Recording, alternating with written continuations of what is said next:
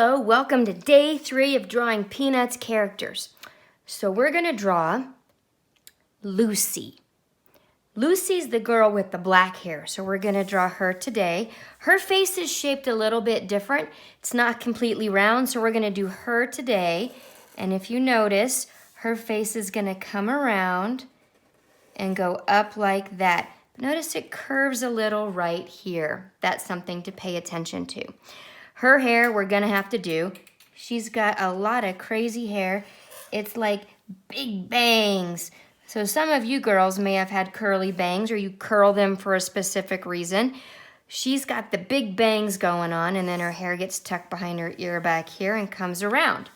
So her hair is kind of like chin length. And so it comes down and tucked behind her ear and comes out like that. That is how Lucy's hair is. So then we're going to go and do a neck. We'll do the face last. She is not wearing a V-neck collar. Everybody else has been wearing one so far, so hers is just going to come straight across. In fact, her collar is going to be quite different. It's going to look kind of like half a flower around her neck. It goes kind of like that. So doesn't that kind of look like a flower going around her neck? She is wearing a dress, very similar style to the one we drew yesterday with Sally.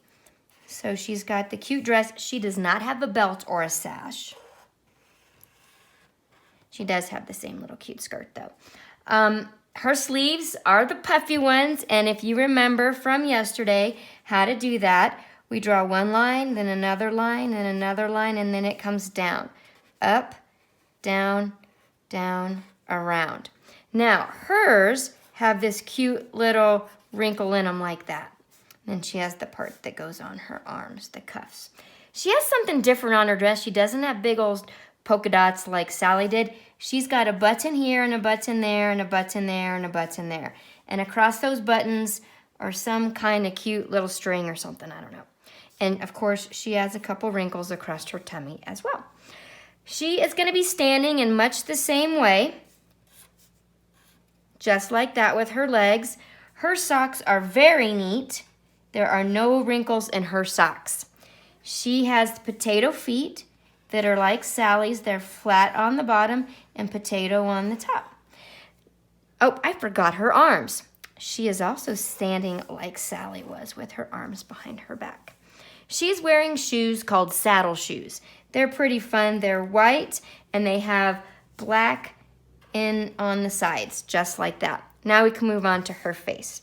So she is going to have a nose, and this one is going to be shaped right there. Now this one really looks like a C because we have it shaped the right direction for the letter C.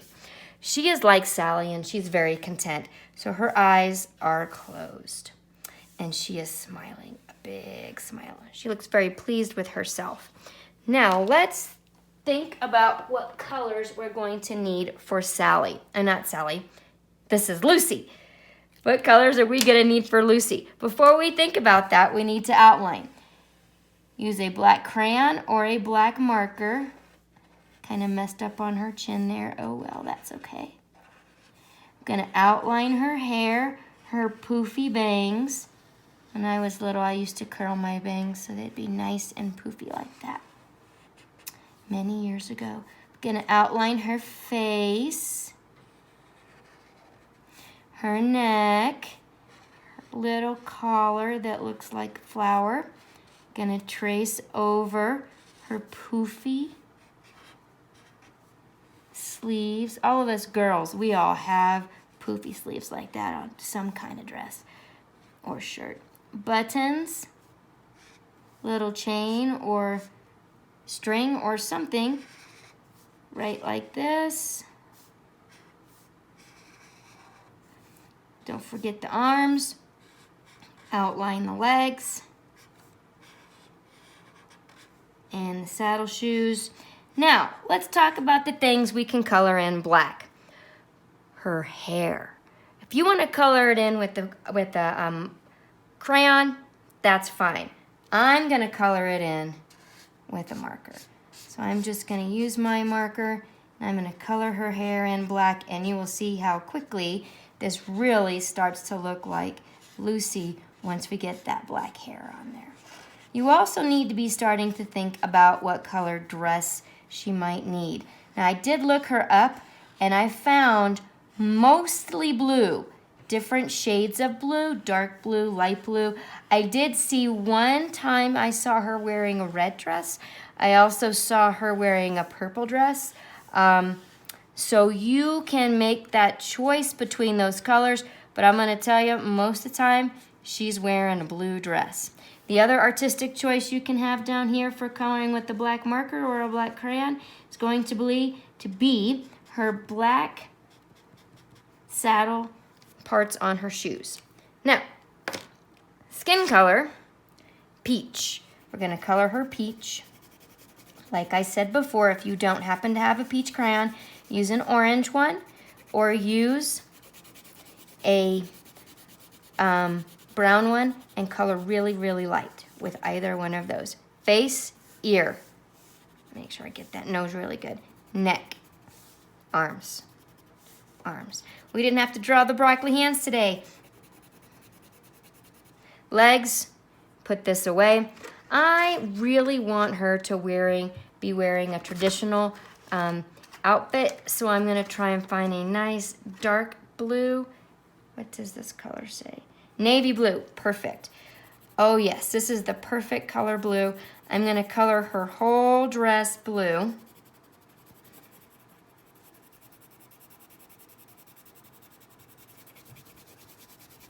Whole dress, just coloring it blue. You can color it any of the colors we talked about, or if you look her up and you see her wearing a different color, you can color her that color as well. That can be an artistic choice.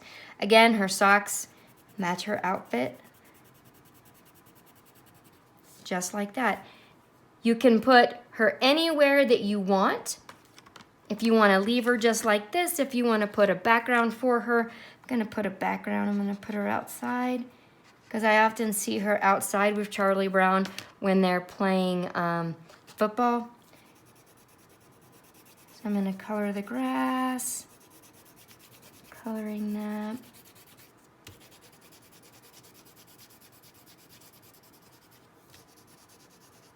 If I color the sky blue, then the dress really isn't gonna show up, so I might just leave it white, or I might decide to color the sky like a different color. Maybe like an orange, like it's sunset and she's outside. So I can show you a neat trick here. If you wanna do like a sunset, you can start with one color, and notice I'm just coloring, coloring, coloring, coloring. And then I'll get up here and I'll just kind of fade it out a little bit. I'm gonna do the same thing on this side, making sure I get up to the same space. You don't have to do this. You can practice this on something else if you wanted, but it's just an idea. I'm gonna show you how to fade some colors together. So I'm gonna get up here and just kind of fade it out. So next color in my sunset is gonna be a little bit more darker orange or red. I'm gonna come in really lightly and I'm gonna fade it up and make it darker. Fade it down. Notice when I go over them, they kind of blend together. So this is a red color.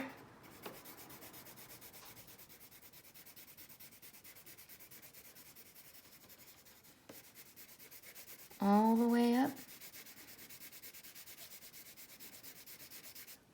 Fade that one out because we're going to go into purple next. Nice color around her. As I come down here into that orange, I'm going to fade it out lightly. Notice I'm not using my crayon like this. I'm using it like that. I get a nice little point, and it gives me a nice fat area to color. I'm going to fade it out up here. That means I'm not going to press as hard with my crayon. If I'm going to do a purple next, where did that one go? Let's grab this purple. And I'm gonna start at I'm gonna move this down so you can see it better. I'm gonna start up here so I get a nice good purple going. And then I'm gonna bring it on down and I'm gonna fade it down into that red. We've got a nice little sunset going on. I'm gonna do the same thing over here. Fade it on down to the red. Get a nice little sunset. make sure these are even. I gotta look over here. I gotta come all the way down to here.